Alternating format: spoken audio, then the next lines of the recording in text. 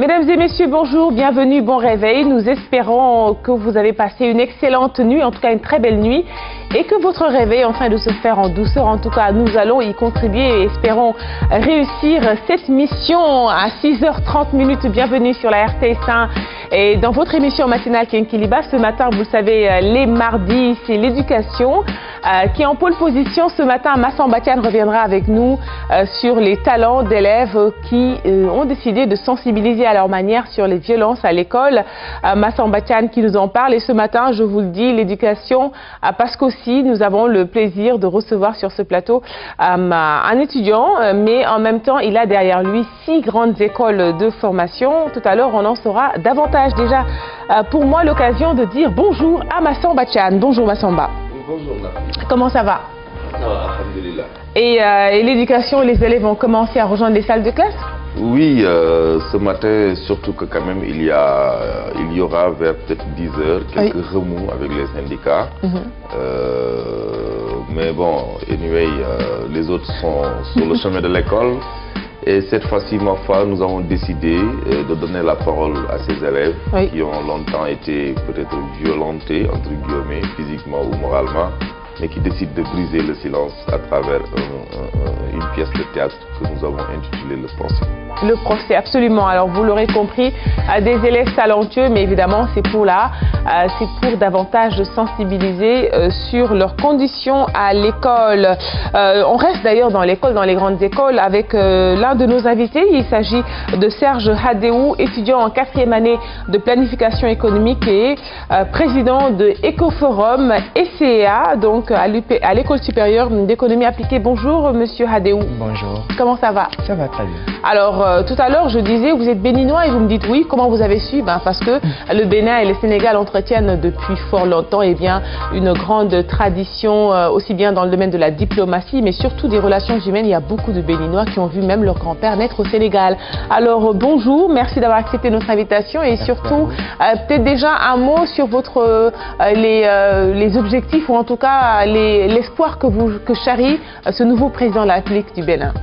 Effectivement, il s'agit d'un nouveau départ auquel nous croyons beaucoup, mais avant tout, c'est la démocratie béninoise. Parce que encore une fois, on a prouvé que sur la scène internationale, le Bénin a encore cette maturité-là de toujours bien mener ses élections sans problème dans la paix. Maintenant, M. Patrice Talon a beaucoup de challenges et nous espérons ensemble avec lui l'accompagner dans ce nouveau départ qu'il prône. Évidemment, on parlera aussi de ce pourquoi vous êtes là. Oui, je suis un leader. C'est la campagne que vous menez avec 6 grandes écoles. Je m'en vais terminer le reste du menu, mais déjà, je vais saluer Alioune Badara Kane puisque c'est lui qui va vous interroger tout à l'heure. Bonjour Alioune. Bonjour Nafi. Comment ça va? Ça va, alhamdulillah. Alors évidemment, on est revenu sur le Bénin. C'était juste, on va dire, un prétexte pour entrer de plein pied dans cette compétition estudiantine. Non, bien sûr, mais je pense que c'est un excellent prétexte et puis une bonne entrée en matière. Parce que quand il y a une avancée démocratique quelque part en Afrique, il faut saluer cet événement-là parce que ce n'est pas tous les jours qu'on voit des pays qui organisent des élections paisibles et voilà, dans la tranquillité et le lendemain que le vainqueur soit désigné, connu rapidement dans les heures qui suivent. Et c'est à l'image aussi du Sénégal, ce qui se fait ici d'une manière générale. Donc je pense que le Bénin et le Sénégal quand même représentent parfaitement le continent africain sur la scène mondiale, en ce sens que ici, dans ces deux pays, la démocratie est une réalité de tous les jours. Les compétitions se tiennent à date régulière et puis les vainqueurs sont connus. Il n'y a pas tellement de protestations, il n'y en a même plus depuis. Absolument. Et puis je pense que ces deux pays-là devraient recevoir davantage de soutien parce qu'il y a une prime à la démocratie. Donc un État, en tout cas des États qui se distinguent de cette façon dans la voie démocratique, on se doit de les accompagner. Tout à fait, on y reviendra. Allez, l'autre invité de ce matin, vous le savez, hier c'était la journée mondiale de la forêt et nous avons, je ne sais pas si on dit forestier, en tout cas nous avons un spécialiste des forêts, en l'occurrence le colonel Mamadou Fall. Il est le chef de la division aménagement et production forestière à la direction des eaux et forêts, chasse et de la conservation des sols. Mon colonel, bonjour et merci d'avoir accepté notre invitation. Bonjour Nafi, bonjour à tous. Alors déjà un mot, hier c'était la journée mondiale de la forêt. La forêt, un patrimoine immense mais tout le temps, en tout cas de plus en plus menacé par l'action humaine. Exactement. Donc je voulais tout d'abord, si vous me le permettez, transmettre les remerciements du colonel Baïdiba, directeur des eaux et forêts, et aussi avoir une pensée pieuse pour des collègues qui nous ont quittés la semaine dernière. Ils sont au nombre de 3, parmi lesquels le colonel Daniel André, qui était directeur des eaux et forêts, que le Baïdiba a remplacé d'ailleurs, et le capitaine Mamadou Ndiaye, qui était chef de secteur des eaux et forêts de Tambacounda, et un autre collègue technicien spécialisé qui était au PRONASEF. Donc, pour profiter de ce plateau pour présenter les condoléances de la famille forestière. Bon, comme vous le dites, c'est vrai que c'est la journée internationale des forêts, hier, le 21 mars, qui est une occasion de célébrer, disons, les services rendus par les forêts et les arbres. Je crois que c'est important. Et tous les types de forêts d'ailleurs. Et je crois que c'est un moment pour, disons, sensibiliser davantage sur les services que rendent les écosystèmes forestiers. Et on y reviendra peut-être tout à l'heure. Mais malheureusement, dans le cadre de nos relations avec souvent la forêt, il y a effectivement des dommages que nous constatons, parce que souvent la cohabitation ne se fait pas toujours très bien, parce qu'on ne voit que l'immédiat, alors qu'on ne pense pas généralement aux générations futures. Oui. Et évidemment, on reviendra justement sur ça. C'est d'ailleurs la cause de votre présence ici. Vous allez sensibiliser davantage sur la préservation de l'écosystème aussi, forestière. À 6h37, les autres chroniques de ce matin, la chronique d'écho. Tafa, tout à l'heure, nous dira bonjour. Et puis après, reviendra évidemment sur les aquariums. Ce matin, c'est ce qui sera donc en pole position dans la chronique d'écho, les aquariums, comment ils égayent nos intérieurs. Et puis dans la deuxième partie, on aura l'occasion de voir Antasec avec la chronique People. Ce matin, elle vous parlera de mode. Vous allez découvrir tout cela. Allez, à 6h37 tout de suite, je vous propose de parler d'un sujet qui intéresse tout le monde. Il s'agit de l'horoscope avec Nafisa Aya. Vous serez d'humeur audacieuse et c'est le Verseau qui profitera de vos assauts érotiques. Il en redemandera et saura vous convaincre de continuer. Taureau, la Vierge vous attirera, mais vous n'irez pas trop vite. Vous garderez les pieds sur terre et attendrez qu'elle fasse le signe qui déclenchera tout. Gémeaux, il vous mange du regard, vous êtes troublé, car vous-même ressentez une forte attirance pour ce Cancer. Il vous invite à accepter. Cancer, la sensualité explosive du Taureau décuplera son charme naturel. Comment pourriez-vous y résister? Vous craquerez à la seconde où vous le croiserez. Lion, le Sagittaire vous attire? Laissez vos craintes de côté et allez de l'avant. Oubliez vos complexes et les sujets tabous. Le Sagittaire est un aventurier. Vierge, en présence du Verseau, vous oserez sortir des sentiers battus et vous adorerez cela. Il saura vous faire découvrir des sensations inconnues et excitantes. Balance, osez sortir de vos habitudes. Le lion vous y encouragera. Plus vous innoverez, plus vous vivrez des émotions passionnées et enflammées. Scorpion, organisez donc un rendez-vous galant avec ce Sagittaire que vous ne parvenez pas à vous ôter de la tête. Vous serez fixé une fois pour toutes sur vos chances. Sagittaire, charmé par son regard progressivement envoûté, vous ne penserez plus qu'à ce Gémeaux. Tous les prétextes seront bons pour le rencontrer. Capricorne, une semaine gorgée d'amour vous attend avec la Balance. Votre petit cœur battra la chamade. Vous serez sur un petit nuage. Vous n'avez jamais connu une telle légèreté. Verseau, allez-vous oser faire le premier pas? Ce poisson vous met au défi en vous provoquant. Vous en avez envie tous les deux, mais c'est à celui qui osera le premier. Poisson, une rencontre pleine de bonheur et de promesses heureuses? Oui, avec la Balance. Vous découvrirez votre âme sœur. Ouvrez les yeux. C'était tout pour votre horoscope du jour. Excellente journée.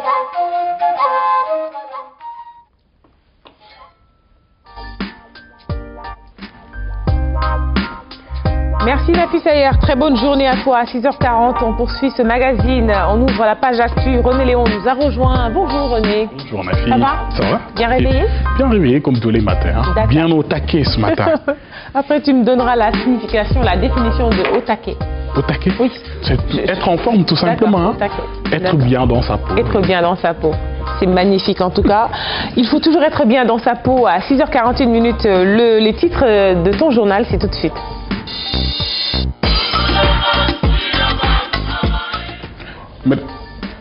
Mesdames et messieurs, bonjour. Ravi de vous retrouver pour cette édition de la matinale à la une de l'actualité. Ce matin, lendemain d'élection, les Sénégalais vaquent tranquillement à leurs occupations. Oui ou non, ceux qui se sont prononcés l'auront fait dans le calme et la sérénité. Une de nos équipes est allée à la rencontre des électeurs, observateurs et superviseurs. Tous, vous allez les entendre, apprécier la maturité des Sénégalais. Et puis, nous irons à Odjolde, c'est dans le département de Linguère. Le village dispose désormais d'un forage construit par le programme d'urgence de développement communautaire. La cérémonie de réception provisoire a été présidée par le directeur général du PUDC. Et puis, le reportage du jour s'intéresse ce matin à la sardinelle, communément appelée yaboy, le poisson se fait de plus en plus rare. L'unité s'est vendue à 200 francs, voire 250 francs CFA. Une hausse qui a des répercussions sur les sous-produits transformés comme le poisson fumé. Reportage à suivre tout à l'heure. En sport, première séance d'entraînement des Lions en direction du match de samedi contre le Niger ici à Dakar. Une rencontre comptant pour les éliminatoires de la CAN 2017. 13 joueurs étaient présents au premier galop d'entraînement. Une séance d'1 heure pour une remise en jambes, toujours dans un esprit combatif et compétitif. Voilà pour le menu de ce matin, mesdames et messieurs. Restez avec nous, le développement de tout cela, ce sera dans quelques minutes. À tout à l'heure. Merci René pour nous avoir donné l'essentiel de ce qui sera à ton journal à 7h20 exactement. Pour l'heure, il n'est que 6h42. L'occasion pour nous de vous recommander de faire des exercices physiques tous les jours, au moins 30 minutes. Et on vous le rappelle tous les matins dans Kinkeliba. Et c'est avec notre coach Tandara. C'est parti pour la gym.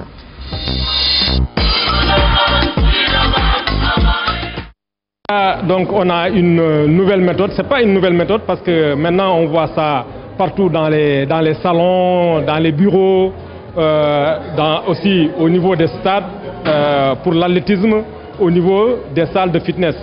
Donc à tous les niveaux, le ballon est très populaire. Et ce qui est intéressant avec ce ballon, donc ça travaille toujours les core muscles, donc ce qui veut dire les muscles balanciers. Et c'est un ballon très intéressant parce que tout simplement ça crée une variation au niveau des exercices. Et on fait un très bon stretching parce que c'est un ballon qui est utilisé beaucoup au niveau de la physio et de la kinésiothérapie.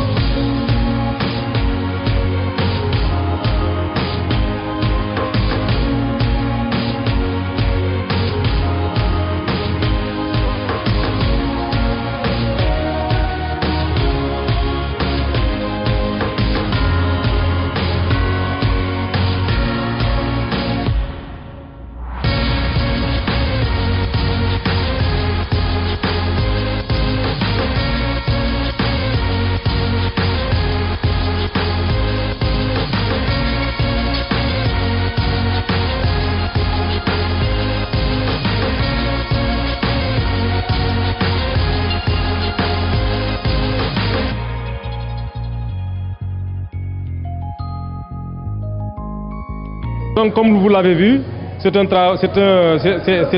exercices qui travaillent tout le corps, donc les jambes, les quadriceps, les ischio-jambiers, le muscle gastronómien, ça travaille les trapézoïdes, ça travaille les épaules, donc au niveau des épaules c'est les deltoïdes, tu peux travailler les biceps parce qu'on peut utiliser aussi des poids pour travailler sur le ballon résistant. Donc c'est pour vous dire en un mot que le ballon résistant travaille tout le corps.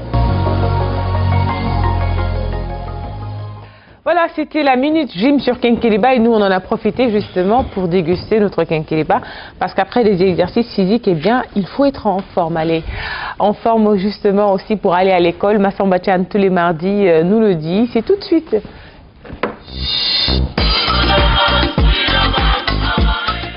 Massamba Thiam, que j'appelle sur ce plateau à me rejoindre pour parler, je vous le disais à l'entame de mon propos, on va parler de ces élèves qui ont décidé de rompre le silence pour parler des violences à l'école. Ça sera une capsule. Mais déjà, Massamba, on va aller dans la commune de Thiamène, à Pass. On est dans le département de Linguère, et le département de Linguère qui rend hommage à ses enseignants. Oui, et je pense que nous avons également aussi décidé de participer à ce combat de motivation, parce qu'en fait, c'est très rare de voir, on se rend compte souvent qu'à la fin de l'année, on donne des récompenses aux élèves. Mais cette fois-ci, c'est un président c'est un maire donc, qui a décidé de regrouper tous les enseignants, en tout cas les plus méritants, qui ont été choisis sur un certain nombre de paramètres. Oui. Et donc vraiment un grand nombre qui ont été fêtés et qui ont reçu des récompenses. Et donc ça s'est passé dans la commune de Thiamène Pass, qui est dans le département de Linguère. Donc Thiamène Pass se trouve entre Touba et Dara Djolof, donc juste à côté de Dara Djolof. Et c'est le maire Moussa Ndiaye qui a décidé de donner le ton. Nous allons voir. Aujourd'hui, donc le CODEC, c'est le collectif des directeurs d'école, s'est réuni, a eu à cibler donc quelques enseignants qu'il considère comme des enseignants reconnus, donc très méritants, que j'ai décidé vraiment de primer. Je pense qu'au-delà de ces enseignants, je suis en train de primer l'éducation de façon générale.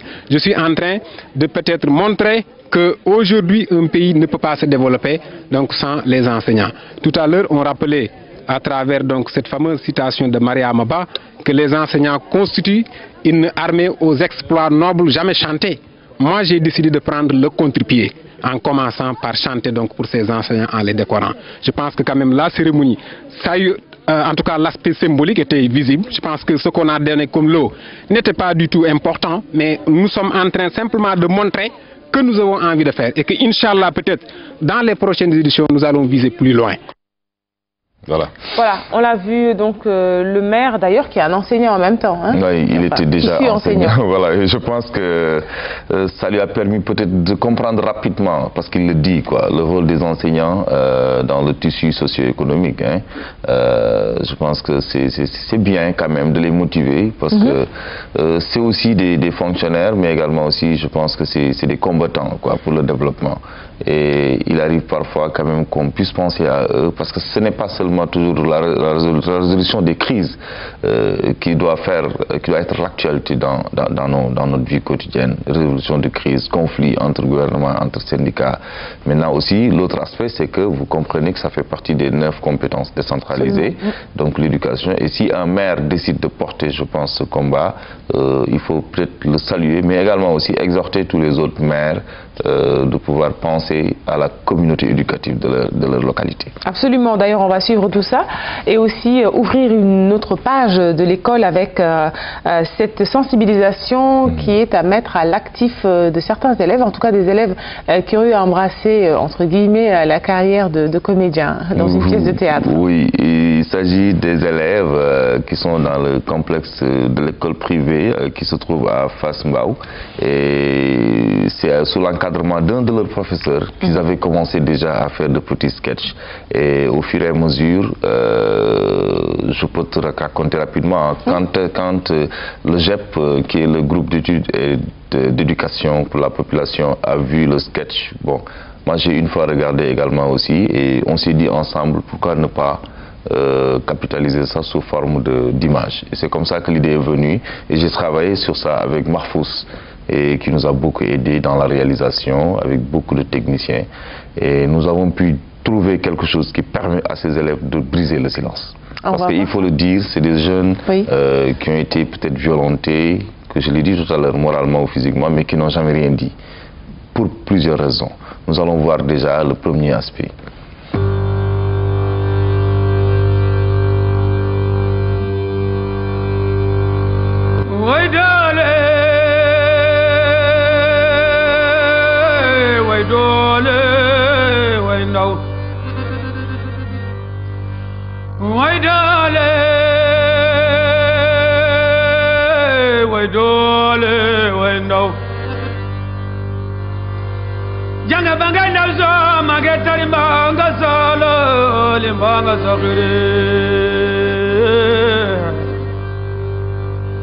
Janga banga ndauzo magetari mbanga zalali maga zakhirena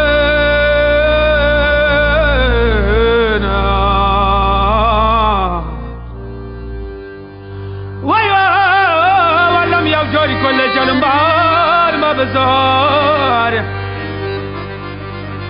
waya walam yaw jori kolle jalmbar mabzar mbari ngai lenganya waya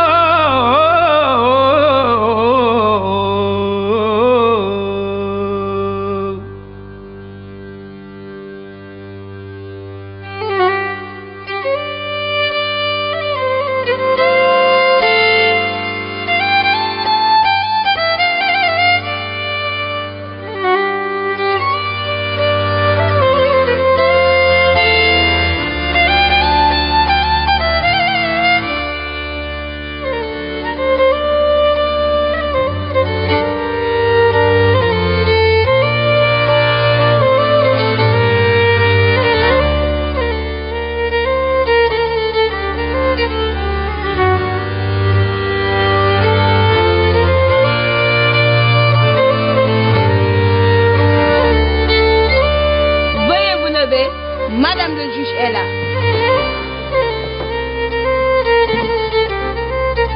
Merci. Asseyez-vous.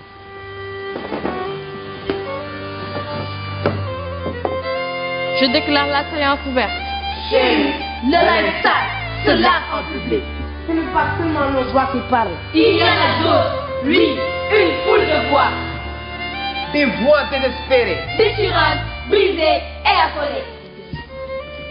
La voix d'une jeune fille violée. La voix d'une jeune fille exilée. La voix d'une jeune fille non scolarisée. La voix d'un enfant marié. Ne mérite-t-il pas un peu de pitié?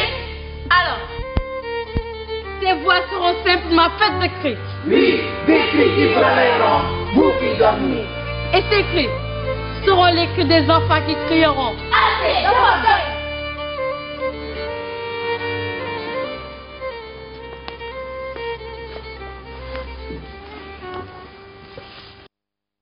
Voilà. Alors, on l'a vu, une belle mise en scène. Évidemment, on tire notre chapeau à ces élèves qui, après les cours, ont eu le temps de répéter. C'est pas facile la répétition, mais surtout, ce qui est important, ce sont les messages qui ont été lancés en si peu de temps dans ce sketch. C'est ça. Donc, cette première partie était juste consacrée à la mise en scène, à l'entrée du président du tribunal, qui est déjà aussi une fille, les assesseurs, plus également aussi les victimes. Parce que quand vous regardez un peu, on a essayé de voir pour chaque victime son avocat. Donc ils sont venus ensemble et déjà ils ont lancé un premier jet pour dire les différentes violences sur lesquelles les élèves veulent se prononcer. Donc c'est l'excision, c'est les mariages très tôt, c'est l'abandon scolaire et c'est également aussi la mendicité qui va revenir après.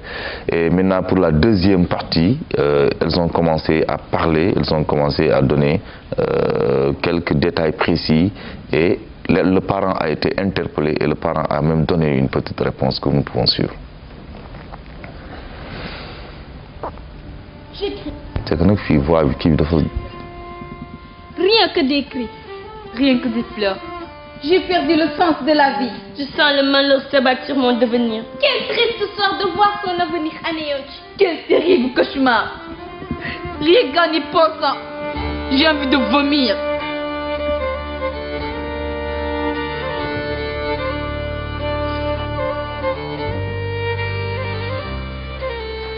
Viol, mariage d'enfants, mutilation génitale, enfants de la rue. Nous disons non, non, pas.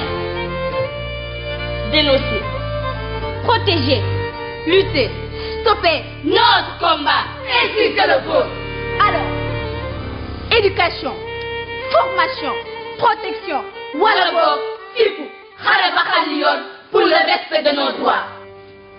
Objection, Madame le juge. Objection accordée. Madame le juge, ces enfants ont demandé l'affection. Vous avez préféré violation.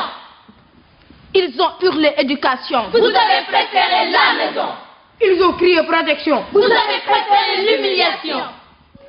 Ils sont les espoirs de la nation. Oui, les graines de germination qui sont mises en question pour la réponse de la nation. Les bindu doxuñu ci waxande yi. Li waxu naaw ànd ak ngelaw li. Le mal nous ronge le cœur. Pourquoi? Pourquoi sommes-nous obligés de subir toute cette violence? Mon enfant! L'enfant était celui à qui vous deviez donner plus de considération. Mais Déret, Defulenko, vous en avez fait un ex-délaissé. Humilié, oublié et perpétuellement maltraité. Je ne suis pas d'accord. Silence! À votre place, attendez votre tour de parole. Et pire encore, ce n'est pas la peine de remuer le couteau dans la plaie. Non, Baïm. Et quand on ouvre la bouche, vous la refermez subitement. Objection, madame le juge. Objection accordée. Et pourtant, madame le juge, ils ont le droit à la parole. Madame le juge, puis-je avoir le droit à la parole? Vous avez la parole. Merci. Regardez-les. Ce sont des enfants. Ils ne savent rien. Ils ne connaissent rien du tout. Ils n'ont pas assez de maturité pour déterminer la vérité. Ils doivent la fermer. D'ailleurs, j'accuse la radio, la télévision et ces soi-disant organismes des droits humains. Ils sont derrière ces enfants-là, de les influencer contre nous, leurs parents. Ouais, je ne les laisserai pas faire. Dumoko Nangu. J'en ai terminé, madame le juge, pour le moment. D'accord. Mais maintenant, l'heure est venue. L'heure est venue pour chacun d'entre vous de déverser son contenu, de nous faire entendre les cris de son cœur. Mais n'oubliez pas que vous êtes dans un procès. Et ici, on ne dit que la vérité, toute la vérité et rien que la vérité. Voilà. Et oui, il faut que, comme on dit, il faut que la vérité justement puisse jaillir. Et on dit que la vérité sort de la bouche des enfants. En tout cas, bravo à ces élèves de 3e et 4e du CM David Diop Mendes de Diamaguène Sikatbao. Mais pour revenir aussi sur le fondement même, mais surtout sur la forme de cette dénonciation, le théâtre, on l'a dit, on l'a vu, c'est une forme de catharsis. Le théâtre éduque en même temps, mais aussi le théâtre soigne. Et là, justement, c'est fait pour soigner, certainement, en tout cas corriger certaines dérives. C'est vrai que les parents sont mis au banc des accusés, mais quand même, bon, faut pas en faire trop. Mais on a compris le message. Le message, c'est tout simplement donc haro sur les violences faites à l'école. Et aussi, parfois, c'est pas vraiment à l'école, mais c'est surtout en fait. Surtout partout, oui. C'est partout. Et évidemment, l'école est le répondant. Oui, voilà, juste peut-être remercier Mohamed Bachir Si et Mansour Diop qui ont véritablement travaillé sur la réalisation et sur la mise en scène. Mais comme vous l'avez dit, hein, moi, quand je les écoute, ces enfants, je sens ce besoin, peut-être aussi ce silence qui a trop duré peut-être pour eux. Parce que on a comme l'impression que c'est des chaînes qui sont coupées et elles ont envie de parler, évidemment en mettant les formes, en mettant les pleurs, en mettant les larmes et tout, le juge, l'avocat. Donc cette synergie qui est en train de se créer et qui nous permet peut-être de donner des messages qu'on a déjà rédigés dans des journaux, sur lesquels on a fait des émissions à la radio. Mais je pense qu'avec l'image, avec l'élève qui est au centre, le message passe bien. Et je pense que, ma foi, l'idée c'était de pouvoir distribuer ce film dans les clubs EVF, surtout, qui sont dans les régions, éducation à la vie familiale, mais également aussi, puisque les gens puissent créer des séances de projection avec des parents, parce qu'il arrive que dans un village, tout le monde se réunit, on démarre peut-être par une sensibilisation au milieu de la musique et tout, jusqu'à ce que les gens viennent et les gens projettent le film. Et on donne la parole aux populations qui échangent avec les enfants. Donc l'objectif de sensibilisation, c'était vraiment ça. C'est vrai que ça a été réalisé dans des conditions plus ou moins très difficiles, il faut le dire, avec peu de moyens. Mais ma foi, on a réussi quand même à faire parler ces élèves et qui ont joué le jeu. Hein.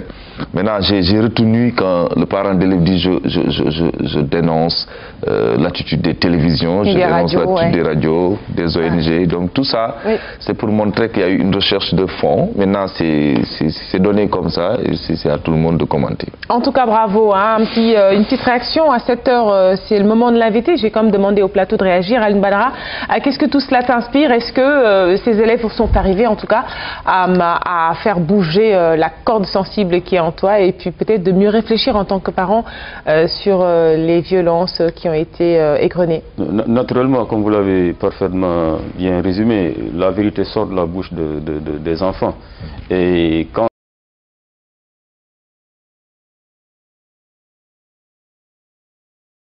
pour montrer à la société aussi la souffrance qu'on a endurée, mais aussi pour que cette société-là puisse véritablement te venir en aide et puis pour qu'on sache ce que tu as enduré.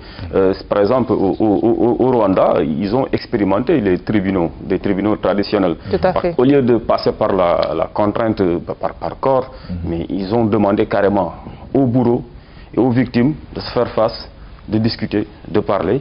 Et au final, certaines victimes ont pu même pardonner à leur bourreau. Donc ici, de la même sorte aussi, je pense que ces enfants-là, quand on les écoute, non seulement on est ému, mais on est aussi conscientisé. Et au sortir de ce tribunal, chacun va prendre ses responsabilités. Et l'enfant qui est la victime dans un viol ou bien dans une bastonnade à l'école, parce qu'il y a aussi certains pédagogues, je ne dirais même pas des pédagogues, qui outrepassent leurs prérogatives aussi, mais ça permettra aussi à cet enfant de sentir qu'il bénéficie de la protection de toute une société. Oui, exorciser le mal. À Moustapha, est-ce que tu penses que c'est la meilleure manière justement de pouvoir se départir de ces violences? Et puis c'est venant de ces enfants, venant de ces élèves qui sont d'excellents comédiens aussi, on ne peut qu'applaudir et absolument. On peut s'en réjouir. Oui. Monsieur Mamadou Fall, est-ce que au niveau ou en tout cas, est-ce que ça vous rappelle quelque chose? Non, j'ai pas eu l'occasion. Jamais. Oui. Mais en tant que parent, qu'est-ce que cela vous inspire? Oui, en fait, je sais que en général, souvent, on ne communique pas assez. Souvent dans nos sociétés. Souvent, il y a un cloisonnement qui fait que des fois, les parents ne parlent pas souvent à leurs enfants et souvent, on ne sait pas tellement ce qui se passe. Et chacun, en fait, reste replié sur son côté et ça crée effectivement des problèmes d'incompréhension. Absolument. Alors, notre deuxième invité, est-ce que cela vous parle? Serge Hadéou. Moi, par contre, j'ai joué dans des pièces de théâtre, oui, mais j'étais pas aussi bon que ces élèves-là. Je suis sûre que vous étiez aussi bon. L'extrait était vraiment de très bonne qualité. Et puis, ça m'a beaucoup touché parce que les enfants représentent l'avenir, le développement de ce continent. Alors, si dès l'enfance, ils ont ces genres de problèmes, ça va les marquer jusque dans le futur, dans leur prochaine carrière. Puis, c'est un problème. Alors c'est vraiment touchant, j'aimerais bien suivre tout le film parce que c'est vraiment très intéressant. Absolument, c'est intéressant. Merci beaucoup, 7h03. En tout cas, le théâtre est important à mettre dans les modules scolaires. Moi, je me rappelle, on a joué au collège des pièces de théâtre. Il faut vraiment l'inscrire si ce n'est encore fait. À 7h03. Allez, tout de suite, c'est la page invitée dans ce magazine. Le premier invité de ce matin, il s'agit du colonel Mamadou Fall. Il est le chef de la division aménagement et production forestière à la direction des eaux et forêts, chasse et de la conservation des sols. Aline Badara Khan va l'interroger. Aline Badara, que j'appelle à me rejoindre sur ce plateau. Vous le savez, hier c'était la journée mondiale des forêts. Le thème forêt et eau. Et ce matin, on a pensé nécessaire, utile de revenir sur cette problématique fort importante. Aline Badara, c'est à toi. L'importance des forêts n'est plus à démontrer. Imaginez un monde sans forêt, que serait devenue l'humanité? C'est carrément le désastre, un péril. Et le péril est déjà là, parce que beaucoup de nos forêts sont actuellement mises en danger par l'action de l'homme. Au Sénégal, mon colonel, peut-on dire que nos forêts à nous, au moins, sont préservées, ou bien ici également, le péril est là?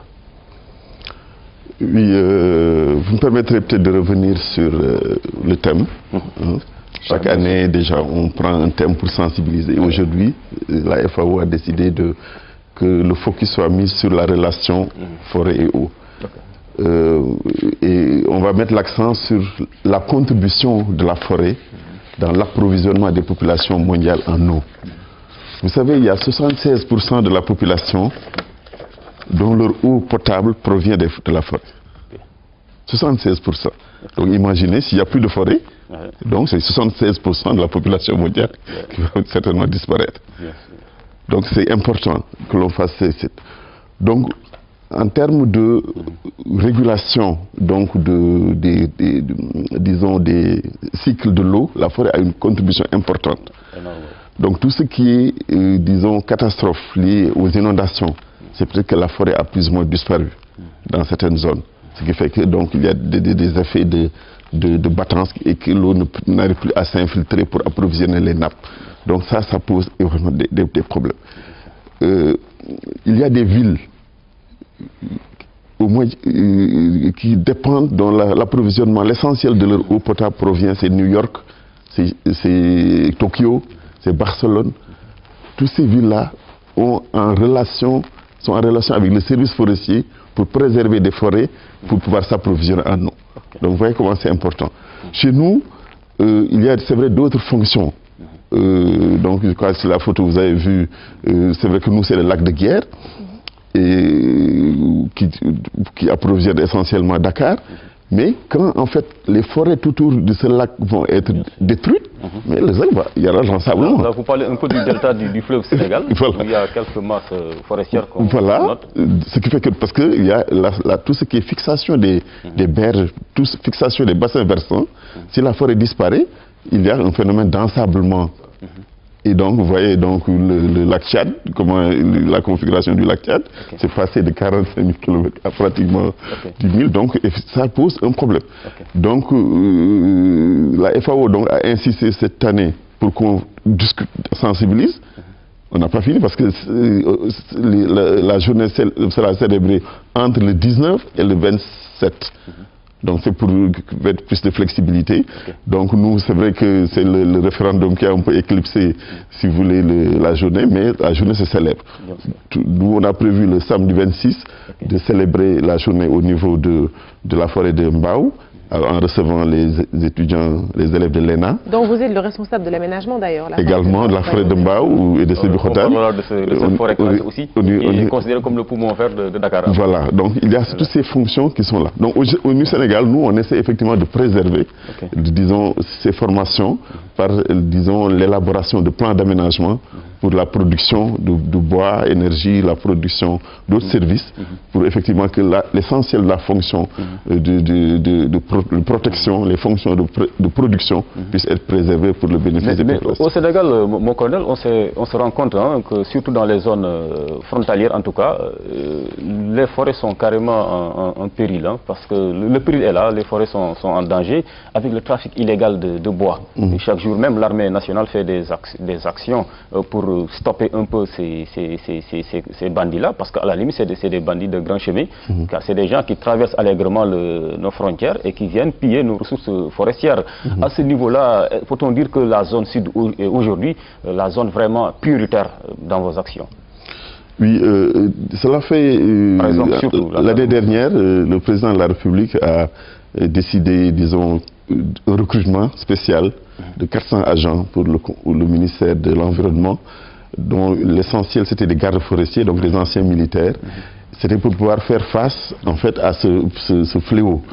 Mais le président a donné aussi instruction à l'armée, à la police, à la douane d'appuyer le service des eaux et forêts dans la lutte contre ce trafic de bois le long des frontières. Parce que ce schéma, vous savez, nous avons des frontières poreuses et à un moment donné, avec les années d'ajustement, le service forestier, le recrutement était plus ou moins stoppé. Et donc il y a eu des actions pour renforcer le personnel, renforcer l'équipement militaire, l'équipement en matériel, en logistique, pour permettre à ce qu'on puisse juguler en fait ce phénomène. Donc aujourd'hui, les 6 derniers mois, donc il y a des actions importantes qui ont été menées sur le long de la frontière avec la Gambie. Et actuellement, le phénomène est en train d'être solutionné. Ok, donc aujourd'hui, vous avez reçu suffisamment d'hommes ou bien ça reste encore? Parce que quand on voit que des fois vous êtes obligé de collaborer avec l'armée nationale pour préserver davantage nos forêts, on se dit que vous souffrez de déficit d'hommes. Oui, c'est important, disons, il y a ce déficit, mais aussi il y a le fait que les trafiquants, disons, viennent maintenant avec des armes de guerre.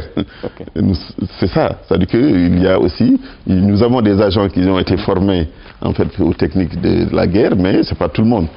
Parce que notre mission, c'est pas de faire la guerre. Notre mission, c'est d'aller vers la sensibilisation. Mais vous êtes des paramilitaires aussi. Hein. Voilà, mais on ne peut pas concurrencer les militaires sur ce terrain. Quand le phénomène prend en fait des phénomènes de cette nature, c'est pourquoi là, on fait appel à l'armée. Même dans le cadre de nos missions, en première ligne, alors forcément. Voilà, pour effectivement essayer de solutionner ces questions. Parce que si c'est des actions classique de lutte contre des fraudeurs, etc. Donc ça, on peut. Mais quand les gens utilisent des armes de guerre, bon, donc les rapports de force, il faut qu'on revoie ce phénomène-là. C'est pourquoi le président avait donné des instructions pour qu'on puisse, l'armée puisse nous accompagner dans cette lutte-là. Alors, mon colonel, depuis l'indépendance, pas mal de campagnes de reboisement ont été organisées annuellement, bien souvent. Par rapport au suivi, est-ce qu'aujourd'hui, ces différentes campagnes-là ont donné des résultats palpables sur le terrain? Oui, vous savez, pendant, même avant la période coloniale, vous savez, sur la grande côte, le littoral déjà, il y a pas mal, sur la zone de production maraîchère, les populations avaient quitté parce que les conditions étaient plus favorables. Bien sûr.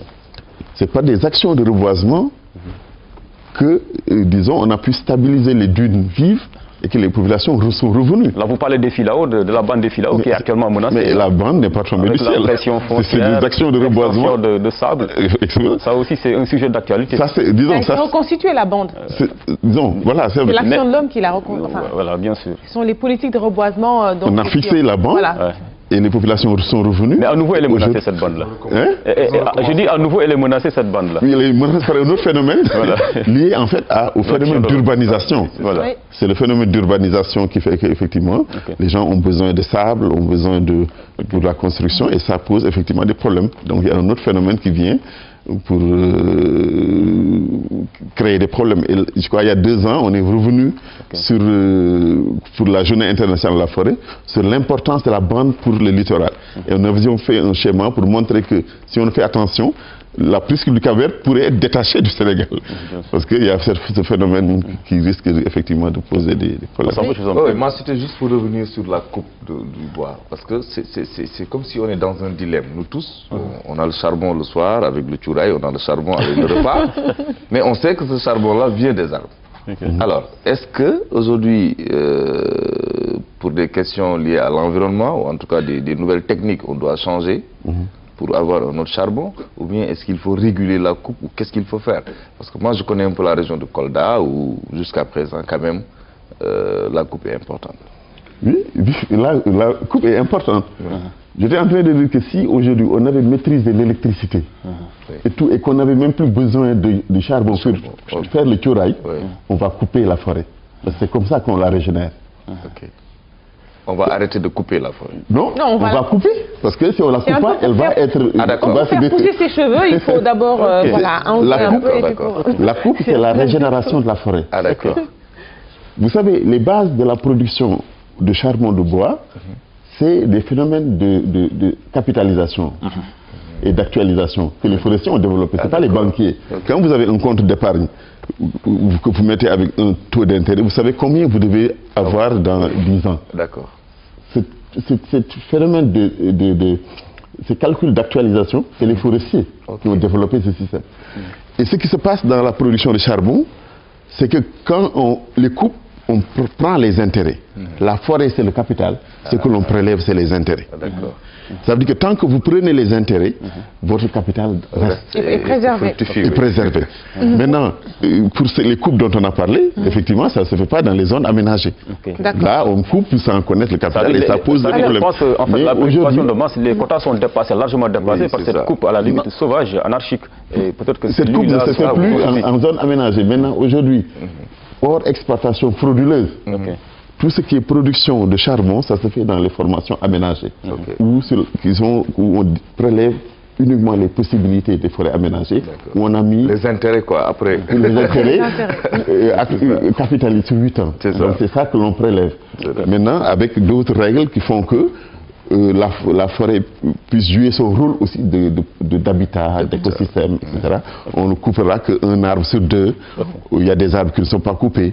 Les arbres qui sont dont les diamètres sont compris entre 0 et 10, on ne les coupe pas. On coupe entre 10 et 25, tout ce qui est au-delà, qui constitue des semenciers, etc. Donc nous avons mis des schémas disons, de production durable pour le charbon de bois. D'accord. Alors, colonel, en fait, vous avez parlé tout à l'heure de préservation, mais aussi d'intérêt. Tout le monde le sait, surtout sur le continent africain, mais aussi même dans les autres continents.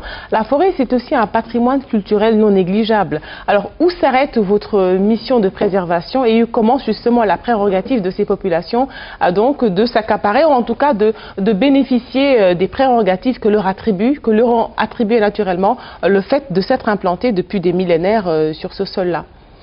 Oui, la prérogative, c'est quoi? Ça veut dire qu'aujourd'hui, l'État, les ressources appartiennent, ce sont des ressources nationales. Au Sénégal, les ressources n'appartiennent pas aux collectivités. Les ressources appartiennent à l'État, à la nation. Maintenant, c'est comme, si vous voulez, les populations de Kayar, le poisson ne leur appartient pas. Mais ils peuvent faire leur tour dans la mer. Leur tour, je veux dire, oui, ça veut dire que le patrimoine Lébou, voilà, il peut faire ça. Vous ne pouvez pas le leur interdire. Voilà, exactement. Oui. Mais il y a le droit d'usage qui est accordé aux populations riveraines des massifs. Et ces populations aussi sont accompagnées dans d'autres activités de production agricole, de production d'élevage pastoral, pour les services qu'il offre pour la nation. Maintenant, par exemple, quand on aménage, quand l'État emprunte de l'argent, c'est tout le monde qui rembourse. Mais l'argent va aux populations de Missirah, ça va aux populations parce que ces populations seront les premières à intervenir dans la forêt en cas de feu de brousse, etc. Donc, nous, on respecte, disons, les droits d'usage des populations, mais quand, en fait, la forêt est aménagée, tout le monde s'accorde sur les règles qui sont édictées dans le cadre du plan d'aménagement. Et ça, ce n'est pas quelque chose qui est imposé aux populations, mais c'est, disons, de manière participative qu'on définit les règles et tout ce que la forêt peut faire en termes de production ou même en termes de récréation. Par exemple, sur la forêt classée de Mbao, ce n'est pas de la production. On est en train d'intégrer des fonctions de récréation dans la forêt. Donc, dans d'autres, si on devait travailler dans les bois sacrés, parce que des fois, il faut qu'on intervienne, mais ce sera en accord avec les populations, parce que dans certaines zones, il y a un vieillissement des arbres. Donc, on doit pouvoir intervenir pour faire le renouvellement, parce que l'arbre aussi doit veiller. Donc, mais tout cela, c'est un accord avec les populations, mais avec les collectivités locales à qui l'État a transféré des compétences de gestion. Alors, mon colonel, qu'en est-il actuellement de la Grande Muraille Verte? Est-ce qu'aujourd'hui, à l'heure actuelle, on peut ressentir en tout cas les bienfaits de ce projet pharaonique qui doit presque traverser une bonne partie du continent africain? Oui, bon, le Sénégal est un peu en avance par rapport aux autres pays, notamment la Mauritanie et autres, parce que c'est vrai que l'idée était partie d'ici, mais on a travaillé beaucoup sur le Ferlo. Bon, c'est vrai que le point de départ était sur Léona, c'était sur la Grande Côte, mais nous sommes en train de vendre une action importante à la Grande Muraille en travaillant sur un projet de gestion durable des écosystèmes côtiers estuariens, en travaillant déjà sur la zone de Léona pour pouvoir la connecter avec ce qui se fait déjà sur le Ferlo. Mais donc, il y a des actions importantes depuis la direction des eaux et forêts. Vous ne pouvez pas oublier qu'avant qu'il y ait la création de l'agence, c'était la direction des eaux et forêts qui a démarré le processus de réalisation de la Grande Muraille Verte. Et maintenant, aujourd'hui, on en a fait une agence qui est autonome et qui continue à mener des activités de reboisement, des activités d'aménagement. L'idée, c'est que toutes ces fonctions, disons en termes de production, de préservation, que cela puisse être au service des populations. Est-ce qu'elle impacte actuellement le quotidien des populations? Oui, les populations gagnent, produisent, parce que, disons, ce n'est pas seulement la forêt, et la production forestière, mais également d'autres fonctions, le maraîchage, l'apiculture, l'élevage, etc. qui sont. Donc, c'est des aménagements intégrés qui sont réalisés au profit des populations. Pour coller maintenant au thème de la journée mondiale consacrée aux forêts, il y a une question, en fait, qui me taraude l'esprit depuis, c'est un peu le respect de la convention de Ramsar par l'État du Sénégal. L'État du Sénégal Sénégal qui est signataire, malheureusement, on voit que dans certaines zones humides, il y a des projets immobiliers qui voient le jour. Est-ce que cela ne pose pas problème? En vérité, est-ce que le Sénégal respecte réellement son engagement? Bon, ça c'est une question délicate. Bon, c'est vrai que la convention sur les zones humides, effectivement, mais il faut qu'on voit. Si c'est Dakar, il y a des zones humides. Surtout à Dakar, mon Surtout à Dakar, effectivement. Oui. Il y a des zones autour des grandes Niayes qui sont connectées d'ailleurs, parce que c'est pas isolé. Toutes les mares là sont connectées.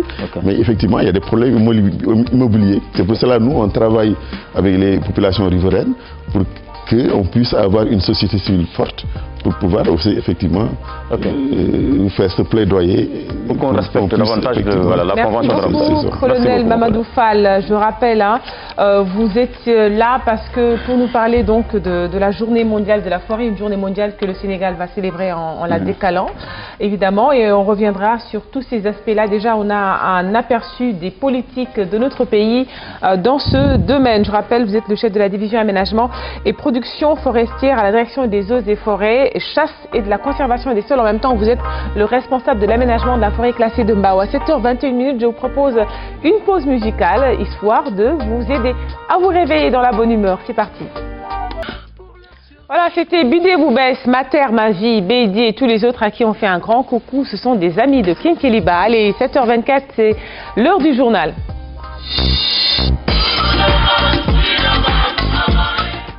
Les titres de cette édition, au lendemain de scrutin à Dakar, électeurs, observateurs et superviseurs apprécient la matinée des Sénégalais, la maturité des Sénégalais, même si par ailleurs, oui, le vote s'est fait, a commencé dans la matinée. Le reportage du jour focus sur la sardinelle ou le yaboy, si vous préférez. Elle se fait rare de plus en plus. Et puis à l'étranger, la CPI reconnaît Jean-Pierre Bemba coupable de crimes contre l'humanité. René, c'est à toi. Tout à fait, Nafi, mesdames et messieurs, bienvenue et merci de nous accueillir chez vous. On parle d'abord du lendemain du référendum. Je vous le disais, les Sénégalais vaguent tranquillement à leurs occupations depuis hier. Oui ou non, ceux qui se sont prononcés l'auront fait dans le calme et la sérénité. Une de nos équipes est allée à la rencontre des électeurs, observateurs et superviseurs. Tous, vous allez les entendre, apprécient la maturité des Sénégalais. Fatsaro. Ce référendum, qui a soulevé beaucoup de passion, suscitait des inquiétudes. Mais les conditions de son déroulement témoignent de la maturité des différents acteurs. Les populations en premier. Le référendum s'est bien passé, contrairement à ce qu'on attendait. Donc là, on se rend compte que le peuple sénégalais est mature. Juste ce qu'on déplore peut-être que c'est le taux faible de participation. Quelle est la raison? On ne sait pas trop. Mais l'essentiel au moins, c'est que le tout soit passé dans la sérénité. Cela démontre que le Sénégal, c'est tout juste un pays où il y a la paix. Et certes, nous avons des convictions particulières et nous avons aussi des orientations différentes, mais néanmoins, le tout revient tout dans le Sénégal. C'est ça qui est important et c'est ça qu'on attendait comme des Sénégalais. Des Sénégalais qui ont rempli leur part dans ce jeu démocratique où chaque acteur, en ce qui le concerne, joue un rôle important. Il faut se féliciter de trois choses par rapport à la tenue de ce référendum.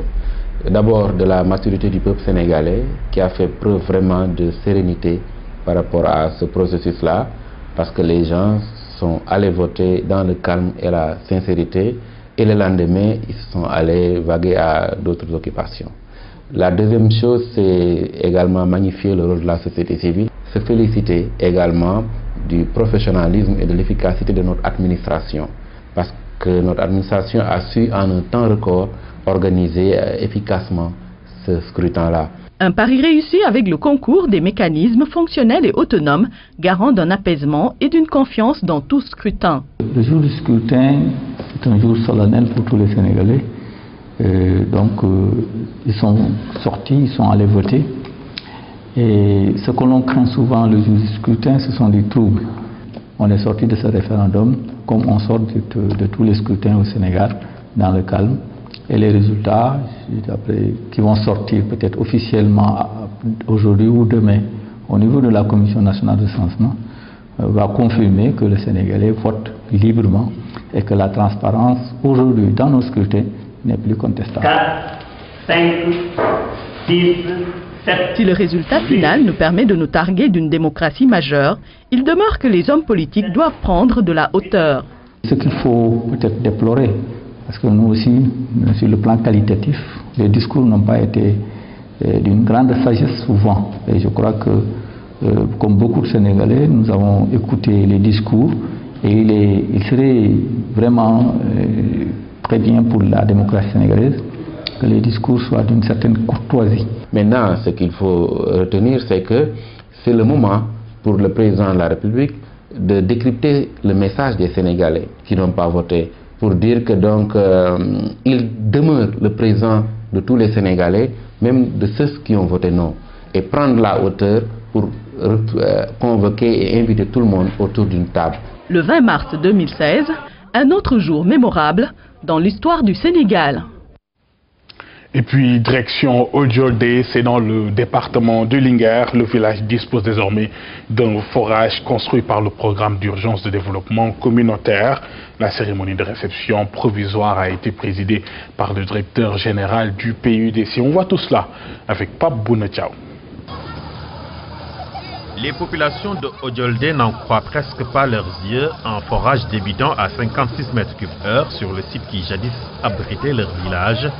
Elles ont été contraintes de quitter, ne pouvant plus supporter le manque d'eau. Le programme d'urgence de développement communautaire leur apporte l'espoir, la renaissance. Le souhait le plus ardent des populations depuis nos ancêtres, c'était l'eau dans le ferlo. Et aujourd'hui, vraiment, Masha'Allah, avec le président Macky Sall, nous avons vu que rien qu'à Thiel, depuis que le président Macky Sall est là, au moins nous avons eu 2 nouveaux forages. Donc, ce qui est sûr, le problème de l'eau est en train de se régler.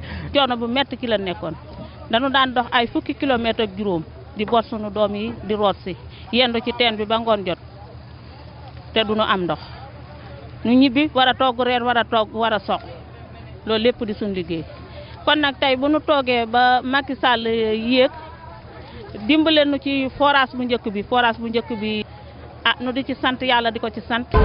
dina aras turu sa parce que ni am nañ jafe-jafe ndox bu baax ndox bi valve bi bu ubbeeku dina am suñu aras. Nous marchions des kilomètres pour avoir de l'eau. Le forage de Odiolde polarise plus de 8 villages grâce à un réseau d'adduction de 40 km.